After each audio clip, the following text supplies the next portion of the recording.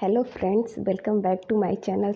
आज मैं आपको बताऊंगी, अगर आपको ड्राई कफ हो रही है या फिर जिसको हम बोलते हैं सूखी खांसी आ रही, उस कंडीशन में आप कौन सी ऐसी होम्योपैथिक मेडिसिन लें जिससे ये बिल्कुल परमानेंट ख़त्म कर सकते हैं।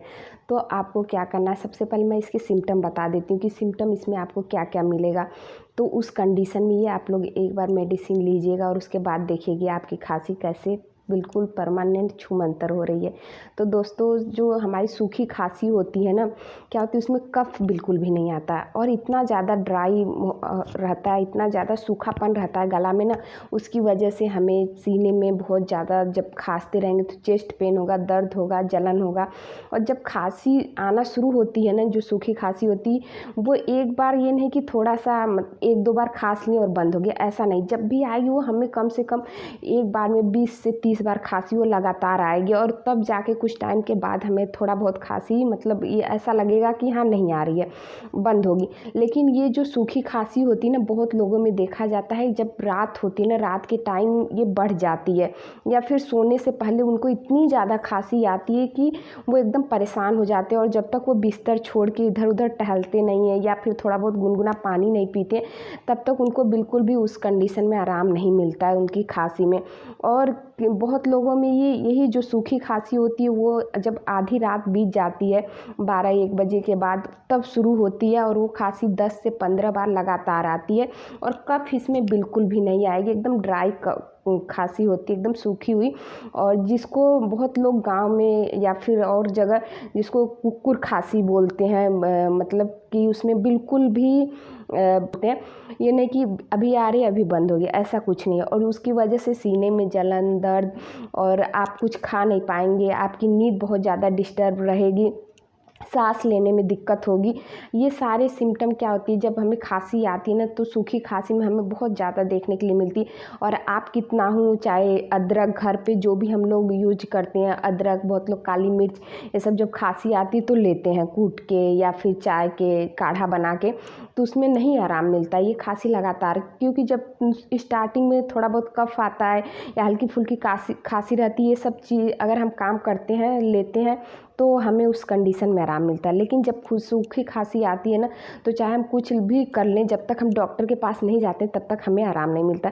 तो क्यों ना हम घर पे ही अपनी ये दवा ला के और इसका यूज करके जब भी खांसी आए, चाहे छोटे बच्चे को चाहे बड़े को, आप ये दवा दे सकते हैं और खुद देखेंगे कितनी जल्दी आपको इस खांसी से परमानेंट छुटकारा मिलेगा जो ड्राई कफ है। तो इसमें सबसे पहले जो हमारी होम्योपैथिक मेडिसिन है दोस्तों, वो है आपको लेना है कालीबाई क्रोम 30 में लाना है। इसमें 3 मेडिसिन बताऊंगी, तीनों को एक में मिक्स करना है। सबसे पहली जो मेडिसिन है वो कालीबाई क्रोम, दूसरी जो मेडिसिन है हायोसाइमस और तीसरी जो है रूमेक्स।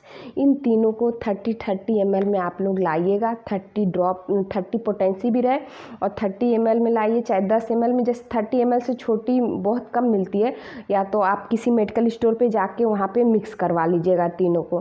कालीबाई क्रोम, यहाँ मैं पिक्चर भी लगा दूँगी, वो भी देख लीजिएगा।